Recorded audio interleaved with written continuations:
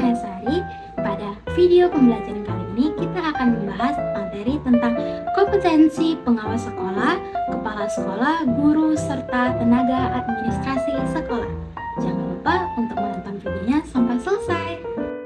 Teman-teman, kita perlu tahu bahwasannya sekolah tidak akan berjalan dengan efektif tanpa kerjasama antara 4 komponen utama tersebut, yaitu pengawas sekolah, kepala sekolah, guru, serta tenaga administrasi, di mana ia memiliki peran masing-masing serta memiliki kompetensi dan tanggung jawab yang berbeda. Namun, kita sama-sama tahu bahwasannya ia memiliki dasar tujuan yang sama, di mana ia harus mewujudkan mutu pendidikan yang unggul dan berkarakter. Pertama, kita akan membahas pengawas sekolah, di mana pengawas ini bertugas untuk memastikan standar pendidikan berjalan sesuai dengan kebijakan dan mutu yang ditetapkan oleh pemerintah. Berdasarkan Permendiknas nomor 12 tahun 2007, pengawas harus memiliki 6 kompetensi utama. Yang pertama, itu ada kepribadian, yaitu berintegritas, objektif, dan mampu menjadi seorang teladan. Yang kedua, supervisi manajerial, di mana ia harus mampu membimbing kepala sekolah dalam pengelolaan lembaga. Yang ketiga, supervisi akademik, di mana ia harus menilai dan membina guru dalam proses pembelajaran. Yang keempat, itu ada evaluasi pendidikan, di mana ia harus menilai capaian mutu pendidikan di satuan pendidikan. Yang kelima, ada penelitian dan pengembangan, di mana ini melakukan inovasi berdasarkan data lapangan. Yang keenam, ada sosial, di mana ia harus mampu berkomunikasi dan bekerja sama dengan berbagai pihak. Yang kedua, ada kepala sekolah, di mana kepala sekolah ini merupakan manajer dan pemimpin yang berada dalam pembelajaran di sekolah. Berdasarkan Permendiknas nomor 13 tahun 2007, terdapat 5 kompetensi kepala sekolah yang wajib dimiliki, di mana yang pertama itu kepribadian. Ia harus memiliki integritas moral dan etika kepemimpinan. Yang kedua, ada manajerial, di mana ia harus mampu mengatur perencanaan, pelaksanaan, serta evaluasi program sekolah.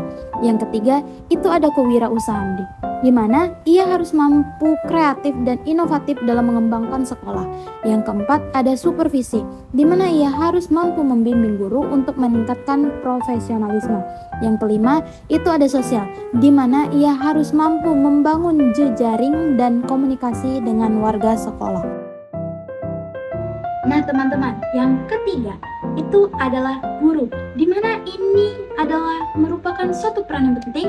Ia adalah ujung tombak pelaksanaan pembelajaran di kelas. Berdasarkan Permendiknas nomor 16 tahun 2007, guru wajib memiliki 4 kompetensi inti, di mana yang pertama itu adalah pedagogik. Ia harus mampu memahami karakteristik siswa, merancang pembelajaran, serta melakukan penilaian autentik. Yang kedua, ada profesional, di mana ia harus mampu menguasai materi pelajaran dan terus mengembangkan diri. Yang ketiga, itu ada kepribadian, di mana ia harus memiliki akhlak yang mulia, ia berwibawa, dan ia bisa menjadi seorang teladan. Yang keempat, ada sosial, di mana ia harus mampu berkomunikasi efektif dengan siswa, rekan kerja, serta masyarakat. Yang keempat, ada tenaga administrasi, di mana mereka memiliki peran yaitu sebagai tulang punggung manajemen di suatu sekolah. Berdasarkan Permendiknas nomor 24 tahun 2008, tenaga administrasi harus memiliki kompetensi. Yang pertama itu ada teknis, di mana ia harus mampu mengelola data, arsip, keuangan, dan layanan administrasi pendidikan.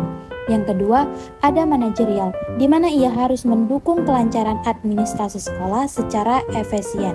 Yang ketiga, itu ada kepribadian, di mana ia harus disiplin, jujur, dan dapat melayani dengan etika kerja yang baik. Meskipun bekerja di balik layar, tenaga administrasi memegang peran penting dalam keberhasilan operasional sekolah. Komponen ini tidak dapat dipisah atau tidak dapat berjalan dengan sendiri-sendiri. Ia harus mampu melakukan kerjasama, di mana pengawas sebagai pembina, kepala sekolah untuk memimpin, guru untuk melaksanakan, dan tenaga administrasi merupakan suatu pendukung. Jadi, semuanya harus saling melengkapi, karena kolaborasi antara mereka yang harmonis akan menciptakan sekolah yang profesional, transparan, berorientasi pada pelayanan pendidikan terbaik bagi siswa.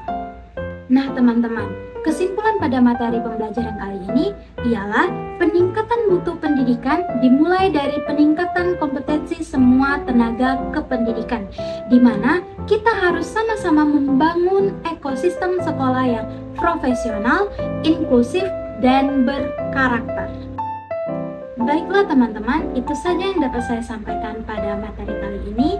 Saya mohon maaf apabila terdapat banyak kesalahan serta kekurangan. Sampai jumpa lagi di video berikutnya.